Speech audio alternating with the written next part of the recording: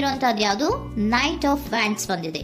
ಯಾವುದೋ ಕೆಲವೊಂದು ನಿರ್ಧಾರಗಳನ್ನ ಮಾಡ್ತಾ ಇರುವಂತಹದ್ದು, ಧೈರ್ಯದಿಂದ ಕೆಲವು ನಿರ್ಧಾರಗಳನ್ನ ನೀವು ಮಾಡ್ತಾ ಇರುವಂತಹದ್ದು ರೆಪ್ರೆಸೆಂಟ್ ಆಗ್ತಾ ಇದೆ. ಆಕ್ಷನ್ಸ್ ಅನ್ನ ತಗೋತಾ ಇರುವಂತಹದ್ದು ನಿಮ್ಗೆ ರೆಪ್ರೆಸೆಂಟ್ ಆಗ್ತಾ ಇದೆ ಬಾಟಮ್ ಆಫ್ ದ ಡಕ್ ಅಲ್ಲಿ. ಓಕೆ, ಇನ್ ನಿಯರ್ ಪಾಸ್ಟಿನಲ್ಲಿ ಏನಾಗಿದೆ? ನಿಮ್ಮ ಲವ್ ಲೈಫಿನ ವಿಚಾರವಾಗಿದ್ರೆ ದ ಫೂಲ್ ಕಾರ್ಡ್ ರೆಪ್ರೆಸೆಂಟ್ ಆಗಿದೆ. ತುಂಬಾನೇ ಚೆನ್ನಾಗಿದೆ, ಜಾಯ್ಫುಲ್ ಆಗಿತ್ತು, ಬಿಗಿನಿಂಗ್ ತುಂಬಾ ಚೆನ್ನಾಗೇ ಇದೆ. ಕಾರ್ಡ್ ಬಂದಿರುವಂತಹದ್ದೇನು? ವೀಲ್ ಆಫ್ ಫಾರ್ಚೂನ್ ಬಂದಿದೆ. ಸೊ ನಿಮ್ಮ ಲವ್ ಲೈಫಿನ ವಿಚಾರವಾಗಿ ನೀವು ಕೆಲವೊಂದು ಬದಲಾವಣೆಗಳನ್ನ ನೀವು ಮಾಡ್ಕೊಂಡಿರುವಂತಹದ್ದು ಇಲ್ಲಿ ರೆಪ್ರೆಸೆಂಟ್ ಆಗ್ತಾ ಇದೆ. ಕ್ವೀನ್ ಆಫ್ ಕಪ್ಸ್ ಏನನ್ನ ರೆಪ್ರೆಸೆಂಟ್ ಮಾಡುತ್ತೆ? ಸೊ ಕ್ವೀನ್ ಆಫ್ ಕಪ್ಸ್ ನೀವು ಯಾಕೆ ಬದಲಾವಣೆಗಳನ್ನ ಮಾಡ್ಕೊಂಡಿದ್ದೀರಾ? ಕೆಲವೊಂದು ರೀತಿಯ ಸ್ಟೇಬಲ್ ಇರಬೇಕು, ಬಹಳ ಕೇರ್ ಅನ್ನ ಮಾಡ್ತಾ ಇರುವಂತಹದ್ದು, ಲವ್ ಲೈಫಿನ ವಿಚಾರವಾಗಿ ಬಹಳಷ್ಟು ಇಂಟ್ರೆಸ್ಟ್ ಅನ್ನ ತಗೊಂಡಿರುವಂತಹದ್ದು ನಿಯರ್ ಪಾಸ್ಟಿನಲ್ಲಿ ರೆಪ್ರೆಸೆಂಟ್ ಆಗ್ತಾ ಇದೆ. ಓಕೆ, ಅಟ್ ಪ್ರೆಸೆಂಟಿನಲ್ಲಿ ಯಾಕೋ ನಿಮ್ಮಲ್ಲಿ 2 ಆಪ್ಷನ್ಸ್ ಗಳಿರುವಂತಹದ್ದು ರೆಪ್ರೆಸೆಂಟ್ ಆಗ್ತಾ ಇದೆ. ಯಾಕೋ 2 ಆಲೋಚನೆಗಳನ್ನ ನೀವು ಮಾಡ್ತಾ ಇರುವಂತಹದ್ದು ಅಟ್ ಪ್ರೆಸೆಂಟಿನಲ್ಲಿ ರೆಪ್ರೆಸೆಂಟ್ ಆಗ್ತಾ ಇದೆ. 2 ಆಯ್ಕೆಗಳು ನಿಮ್ಮಲ್ಲಿ ಇರುವಂತಹದ್ದು, 2 ಆಲೋಚನೆಗಳನ್ನ ಮಾಡ್ತಾ ಇರುವಂತಹದ್ದು, ಏನೋ ಒಂದು ರೀತಿಯ ಕನ್ಫ್ಯೂಷನ್ಸ್ ಅಲ್ಲಿ ಇರುವಂತಹದ್ದು ನಿಮ್ಮ ಲವ್ ಲೈಫ್ ನ ವಿಚಾರವಾಗಿ ರೆಪ್ರೆಸೆಂಟ್ ಆಗ್ತಾ ಇದೆ. ಓಕೆನಾ? ಸೆಕೆಂಡ್ ಕಾರ್ಡ್ ಯಾವ್ದು ಬಂದಿದೆ? 10 ಆಫ್ ಕಪ್ಸ್ ಬಂದಿದೆ. ಸೊ 10 ಆಫ್ ಕಪ್ಸ್ ನಿಮ್ಗೆ ಫುಲ್ಫಿಲ್ಮೆಂಟ್ ಇರುತ್ತೆ, ಸಮಾಧಾನ ಇರುತ್ತೆ, ಖುಷಿಯಾಗಿರುತ್ತೆ ಅನ್ನೋದು ನೀವು ಆಲೋಚನೆಯನ್ನ ಮಾಡಿದ್ರಿ. 2 ಆಯ್ಕೆಗಳಲ್ಲಿ ಯಾವ್ದನ್ನ ಸೆಲೆಕ್ಟ್ ಮಾಡಬೇಕು? ಸೆಲೆಕ್ಟ್ ಅನ್ನ ಮಾಡ್ಕೊಂಡ್ರೆ ನನಗೆ ಖುಷಿಯಾಗಿರುತ್ತೆ, ಸಮಾಧಾನ ಆಗುತ್ತೆ ಅನ್ನೋಂತ ಯೋಚನೆಯನ್ನ ಒಂದು ಸಾರಿ ಮಾಡಿದ್ರೆ, ಇದರ ಮತ್ತೊಂದು ಸಾರಿ ನೀವೇನ್ ಅನ್ಕೋತೀರಾ? ಏನಾದ್ರು ನನಗೆ ಇದರಿಂದ ಮೋಸ ಆಗುತ್ತಾ, ಅಥವಾ ಇದರಿಂದ ನನಗೇನಾದ್ರು ತೊಂದರೆ ಆಗುತ್ತಾ, ನಾನು ರಕ್ಷಣೆ ಮಾಡ್ಕೋಬೇಕಾಗತ್ತಾ ಅನ್ನೋಂತಹ ಆಲೋಚನೆಯನ್ನು ಕೂಡ ನೀವು ಮಾಡುವಂತದ್ದು ರೆಪ್ರೆಸೆಂಟ್ ಆಗ್ತಾ ಇದೆ. ಯಾಕೋ ನಿಮ್ಮಲ್ಲಿ ಸಮಾಧಾನ ಇಲ್ಲ, ಕನ್ಫ್ಯೂಷನ್ಸ್ ಇದೆ, 2 ಆಯ್ಕೆಗಳು, ಯಾವ ನಿರ್ಧಾರವನ್ನ ಮಾಡಬೇಕು ಗೊತ್ತಾಗ್ತಿಲ್ಲ. ಸೊ ಅದಕ್ಕೆ ನೋಡಿ, ನೀವು ಬೇಜಾರಿನಿಂದ ಮೂವಿಂಗ್ ಆನ್, ಬದಲಾವಣೆ ಆಗ್ತಾ ಇರುವಂತಹದ್ದು ರೆಪ್ರೆಸೆಂಟ್ ಆಗ್ತಾ ಇದೆ. ಚೇಂಜಸ್ ಅನ್ನ ಮಾಡ್ಕೋತಾ ಇರುವಂತಹದ್ದು ಇಲ್ಲಿ ಪ್ರೆಸೆಂಟ್ ನಲ್ಲಿ ರೆಪ್ರೆಸೆಂಟ್ ಆಗ್ತಾ ಇದೆ. ಯಾಕೋ ಬೇಜಾರಿನಿಂದ ಕೆಲವೊಂದು ರೀತಿಯ ಬದಲಾವಣೆಗಳನ್ನ ನೀವು ಮಾಡ್ಕೋತಾ ಇರುವಂತಹದ್ದು 6 ಆಫ್ ಸೋರ್ಟ್ಸ್ ಅಲ್ಲಿ ರೆಪ್ರೆಸೆಂಟ್ ಆಗ್ತಾ ಇದೆ. ನೀವು ಈ 6 ಆಫ್ ಸೋರ್ಟ್ಸ್ ಮತ್ತೆ ಏನನ್ನ ರೆಪ್ರೆಸೆಂಟ್ ಮಾಡುತ್ತೆ ಅಂದ್ರೆ, ನಾನು ಲವ್ ಲೈಫಿನ ವಿಚಾರವಾಗಿ ಒಂದು ಬೆಟರ್ ಆಪ್ಷನ್ಸ್ ಅನ್ನ ಸೆಲೆಕ್ಟ್ ಮಾಡ್ಕೋಬೇಕು ಅನ್ನುವಂತಹ ಆಲೋಚನೆಯನ್ನ ಮಾಡ್ತಾ ಇರುವಂತಹದ್ದು ರೆಪ್ರೆಸೆಂಟ್ ಆಗ್ತಾ ಇದೆ. ಓಕೆನಾ? ನೀವೇನಂದ್ರೆ ಅಟ್ ಪ್ರೆಸೆಂಟಿನಲ್ಲಿ ನಿಮ್ಮ ಲವ್ ಲೈಫಿನ ವಿಚಾರವಾಗಿ ಬೆಟರ್ ಆಪ್ಷನ್ ಬಗ್ಗೆ ಯೋಚನೆಯನ್ನ ಮಾಡ್ತಾ ಇರುವಂತಹದ್ದು, ಅದರ ಬಗ್ಗೆ ಸ್ವಲ್ಪ ಕನ್ಫ್ಯೂಷನ್ ಅಲ್ಲಿ ಇರುವಂತಹದ್ದು ಅಟ್ ಪ್ರೆಸೆಂಟಿನಲ್ಲಿ ರೆಪ್ರೆಸೆಂಟ್ ಆಗ್ತಾ ಇದೆ. ಬಟ್ ನಿಯರ್ ಫ್ಯೂಚರಿನಲ್ಲಿ ಏನಿದೆ? 3 ಆಫ್ ಸೋರ್ಟ್ಸ್ ಇದೆ.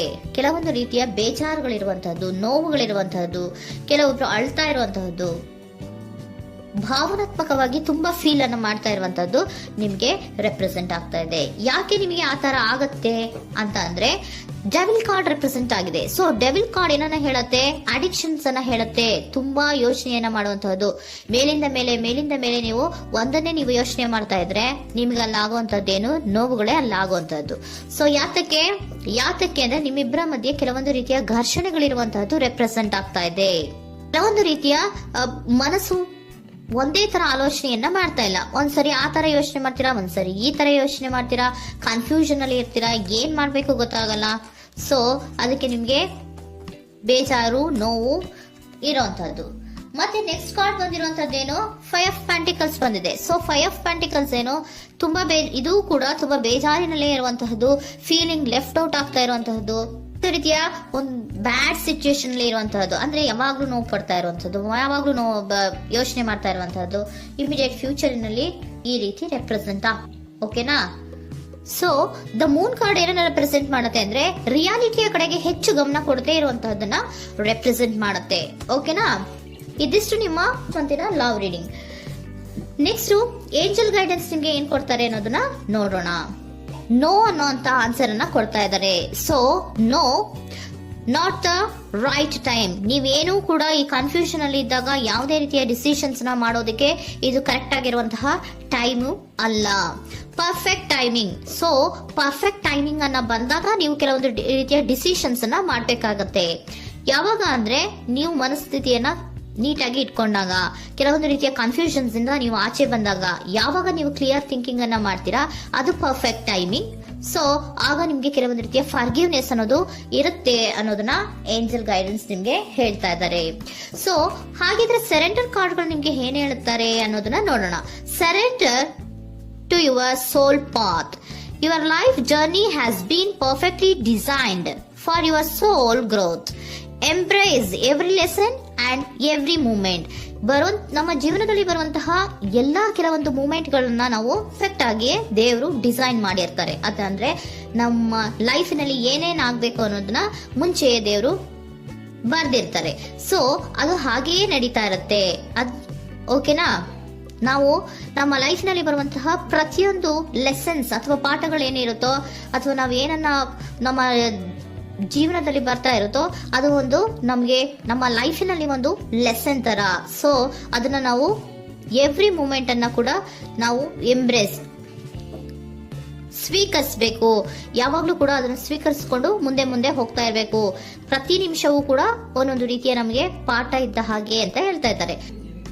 Surrender unhealthy relationship. Surrender unhealthy relationship. Let go a relationship that don't serve you, including unavailable or toxic people. You deserve to be treasured by others and to be surrounded by positive people.